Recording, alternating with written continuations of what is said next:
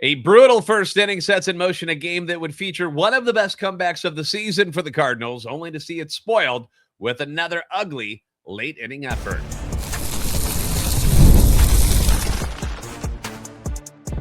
You are Locked On Cardinals, your daily St. Louis Cardinals podcast, part of the Locked On Podcast Network, your team every day. Hey there, Cardinals fans. I'm JD Haffern, and on today's show, we got a former Cardinal who had to leave his start after one pitch. Jesus Baez does it again for Memphis. We got a pitching transaction, another pitcher going on the IL for the Cardinals, another young guy coming up, and we can't get to that before we go through what exactly we saw on Wednesday night in their game against Baltimore, a game that, honestly, it started out as a laughable embarrassment of a game. You know, one that any common fan would have turned off after the top of the first inning. Then you had one of the greatest comebacks of the season for this team, only to have your heart ripped out again with a bad finish, an unceremonious finish. You know, after you get blasted in a game like you did on Tuesday, one of the most non-competitive games for the Cardinals this year, you know, the upbeat side of my fandom was hoping that, it'd be one of those games that you laugh off. You're like, well, that was awful. And you move on. I mean, what else can you do? Dwelling about 13-1 losses does not do anyone any good. Not a whole lot you usually can take away from games like that. Anything you can learn from that, except that, some days are just not your day. And they go really, really bad. And you got to learn to be able to pick yourself up off the mat, get right back into the fight. So we were hoping that's what we would see on a Wednesday night. And then came the top of the first inning on Wednesday, which started off harmlessly enough. Michael McGreevy got the ball. First two batters to ground out. No big deal. And then you get a single by Gunnar Henderson on a four-seamer up in the zone. Very bad pitch placement, which is going to be the downfall of McGreevy on this night. A four-pitch walk to the cleanup hitter, Sammy Basayo. And now it's 2-1 and 2 out for Christian Encarnacion Strand, who, for whatever reason, has become the reincarnation of Albert Pujols in the first two games of this series against the Cardinals. Honestly, though, when you throw it up and over the heart of the plate to major league hitters, you do that over and over again. Eventually, it's going to get smoked. Damage is bound to happen. And McGreevy misses with another meatball to CES, who strokes it to right field for an RBI single. Took a really nice snare by Jordan Walker in right field to keep it from going to the wall, or it would have been a two-run double, no problem. And at the time, you're like, oh, hey, good play by Jordan, able to keep another runner from coming around. Look at your all-star outfielder. Look at him doing things. So it seemed like a big play to keep the inning limited for Baltimore. But then Dylan Beavers dribbles one through the shifted infield to make it 2-0. Not really a bad pitch at all there by McGreevy. Can't really blame him for that one. It was a changeup. It was low and away.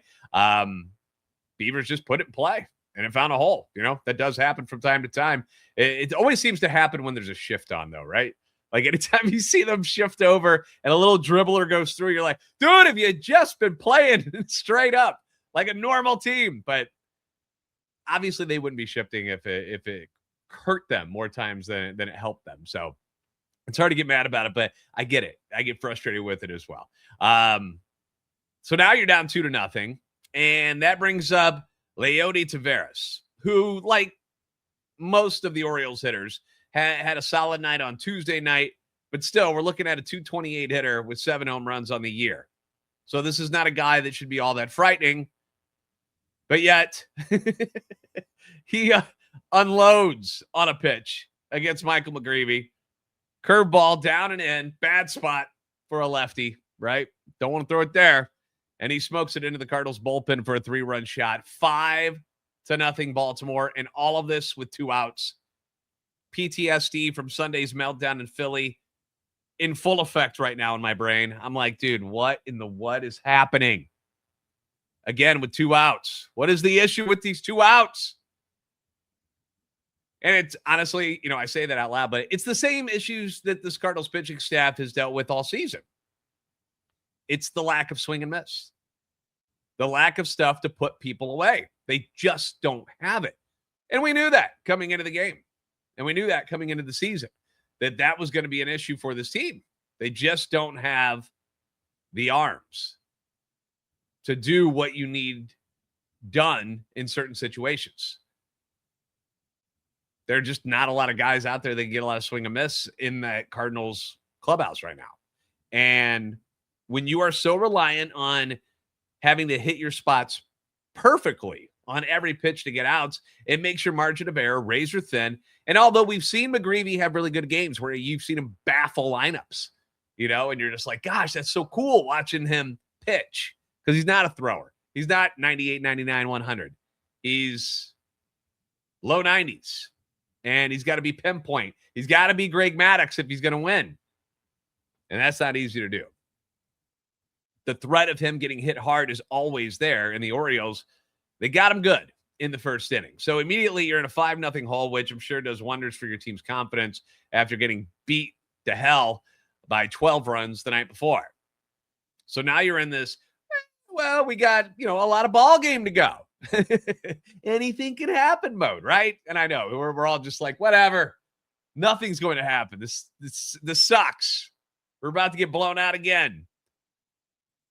And it starts to happen. Even that mantra takes a hit in the top of the second inning. Pete Alonso, that guy again, he smokes one to right field for a 2-run shot. Now it's 7-0. The route is on. The fans that did show up, and there weren't a lot, are probably two-fisting at this point. They're ordering 2 beers at a time. Like, I'm going to get drunk if I'm going to have to sit through this crap again. Probably wondering whether, dude, maybe I shouldn't pay these prices here. Maybe we should get the hell out of here. Watch the rest of this game at a local tavern closer to home or something. The whole night feels like it's ruined. 7-0 in the top of the second inning. Blowout city, here we are. Well, not so fast, my friends.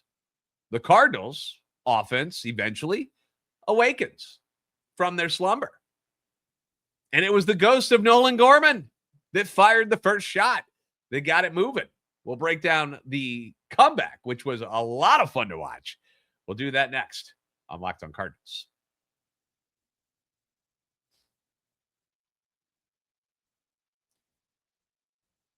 If you've got a sweet tooth like I do, you know how tough it is to find that perfect treat, but you got to find one that doesn't have all the sugar. Like you want the taste that's really good, but you don't want to deal with all the bad stuff that comes along with it. And that's why the Fruity Rainbow 5-Hour Energy Shot brings that nostalgic flavor back. It does it in a whole new way.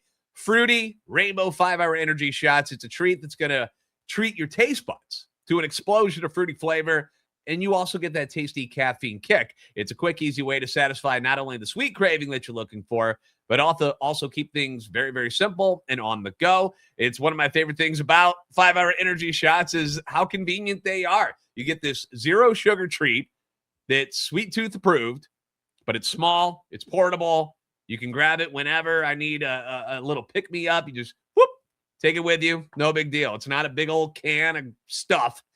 Talking about small, portable. It's my go-to. When I want something sweet, I don't want to go overboard, and I need a pick-me-up for whatever I'm doing that day, whether it's the gym, whether it's going to my second or my third job. It's perfect.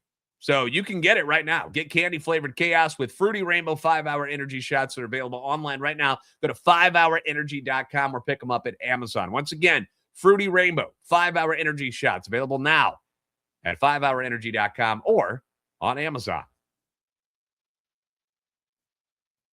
Nothing like watching a Cardinals game live and in person, whether it's at Busch Stadium, whether it's on the road. The only problem is getting tickets. It can feel like a grind. I get it. Long queues, surprise fees, prices jumping up, checkout. No, thank you. You don't want that. That's why there's Game Time. The Game Time app gives fans the advantage with constant innovation. It's how you unlock amazing tickets and experiences in just a few taps. Simple to use. Game Time guarantee is going to hook you up with that 100% authentic tickets. Not 95, not 97, 100% authentic tickets delivered on time at the best price. Fees are included in the price you see. What you see is what you pay, period. You get the seat views in case you're going somewhere that you're not familiar with. And you're like, well, what does it look like from there? Seat views, beautiful. Zone deals let you pick the section and save even more while Game Time selects the seat. You can follow your favorite teams in all sports, whether it is Major League Baseball or with the Blues, the NHL coming up here soon. NFL football's on the way. 2 taps, it's done. No stress, no hidden fees, great seats and minutes. Take the guesswork out of buying MLB tickets with Game Time. Download the Game Time app, create an account, use the code Locked On for $20 off your first purchase. Terms apply. Again, create an account and redeem code LOCKEDON for $20 off. Download the Game Time app today.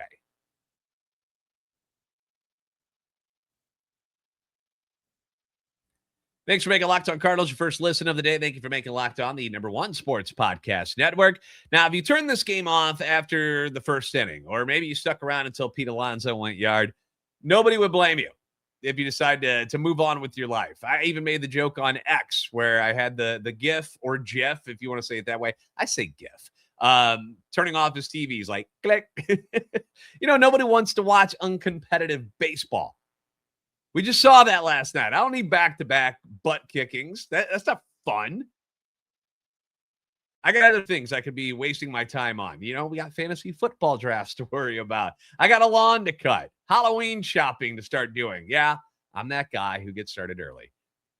Serious life stuff. So I don't want to watch it when it's not going to be fun to watch. Like, I'll go find something else to do. But bottom of the second inning, Nolan Gorman comes up, and we get this shimmer of light.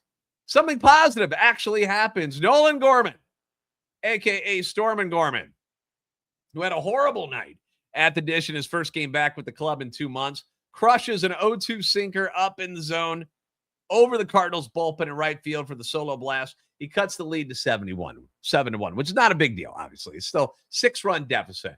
But it was a great moment for Gorman. Back in the big leagues, second game, again, coming off a terrible night. And Bradish clearly was trying to pitch him up. Kept throwing him up. Literally 3 straight pitches in the same spot. Trying to stay away from the low and end spot that lefties love so much. And Gorman made him pay. He was like, all right, you're going to keep going up there. Let's do this.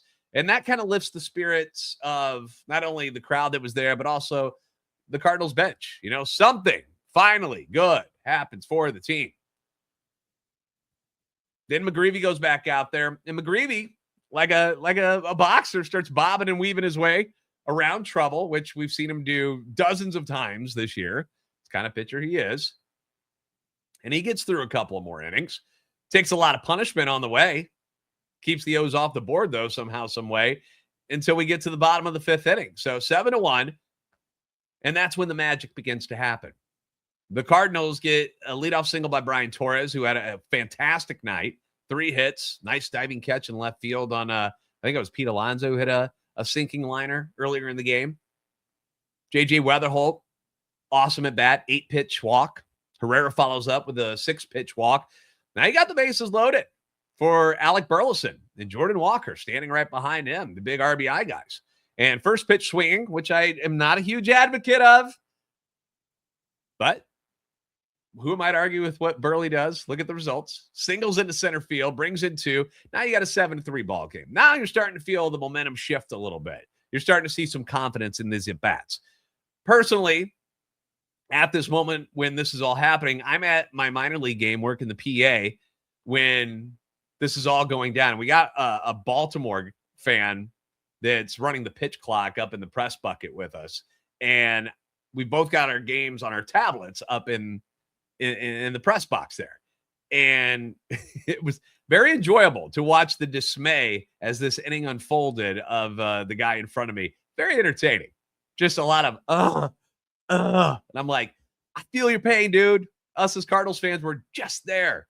We've been watching it for the last, 3 games. Jordan Walker steps up to the plate. He chops a double down the line in left field. Little ground ball with an ice that makes it 7-4. Nathan Church follows that up with a fly ball to left field that goes off the glove of the sliding Dylan Beavers in left field. 2-run score. We're at 7-6 now. And the Cardinals have been on the other side of these things all season long. Happens way too often, it feels like. And it was nice to, see the shoe on the other foot for once. Church then steals third base. Whoa. Aggressive base running. What is that? And then Jose Fermin is able to bounce one off the plate that is hit just soft enough against the drawn-in infield so that there's no play at home plate. We got a tie ball game. Tie ball game. And a lot of fans of my timeline and in the comments section over the last couple days have been accusing this team of quitting, giving up. They don't care anymore. Season's toast. They're not going to try. And I don't know where they get this stuff from. Like, people just make crap up. You see what you want to see, I guess. But this game alone should prove to you that that really isn't the case at all.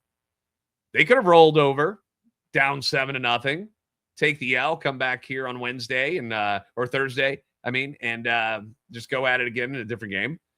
But they didn't. They fought back. They kept swinging. They kept pushing. And now it's a brand new game.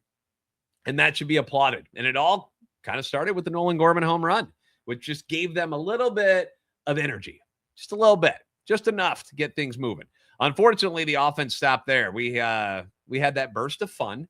And then it was basically silence over the next 4 innings. A couple of walks here, a couple of hits there, but nothing real dramatic.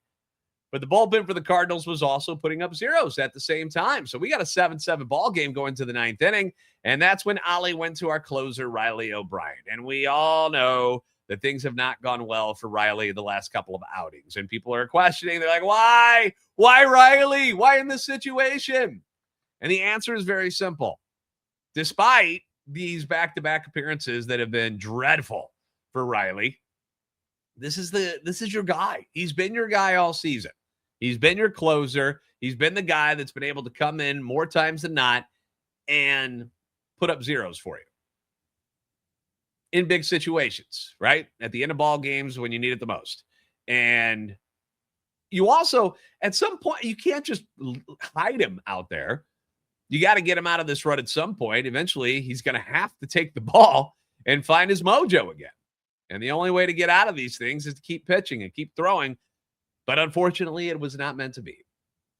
Leadoff guy singles on a jam shot against the shifted infield. Again, those shifted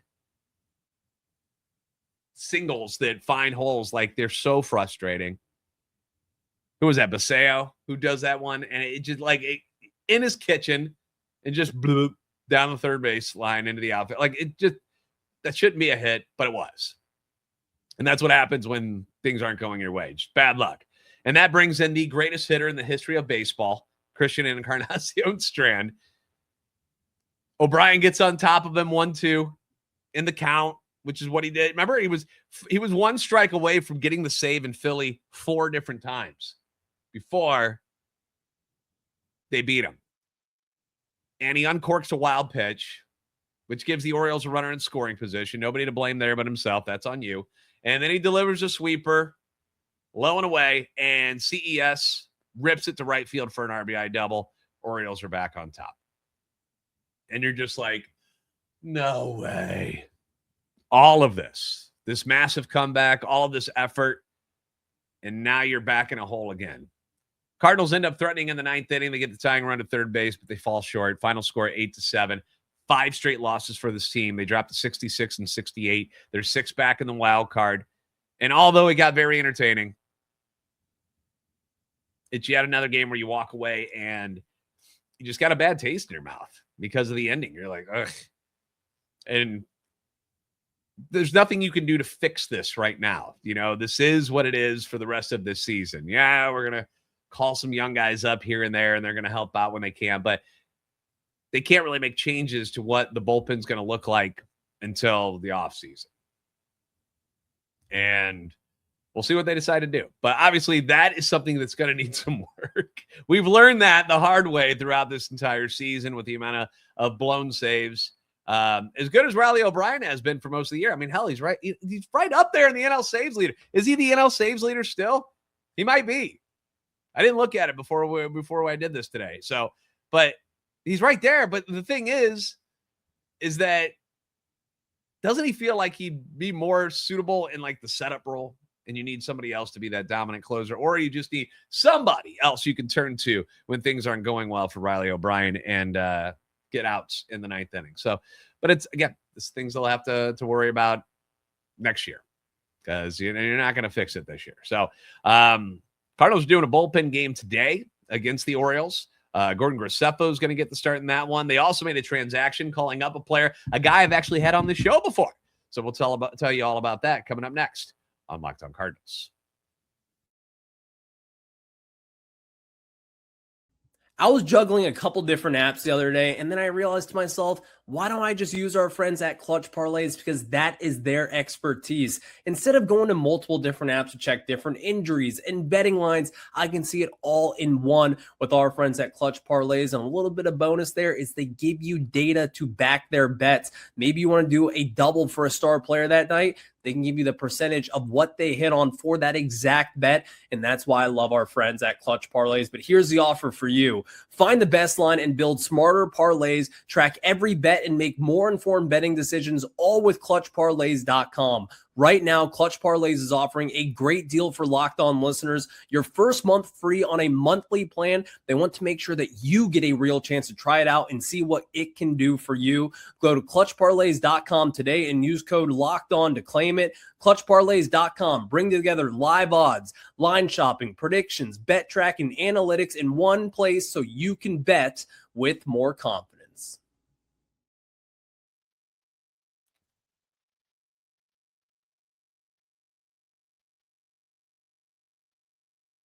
Thanks again for making Locked On Cardinals your first listen of the day. And thank you for making Locked On the #1 sports podcast network. So relief pitcher Cade Winquist has been called up to the team. Peter Strzelecki going on the IL. Extensor inflammation.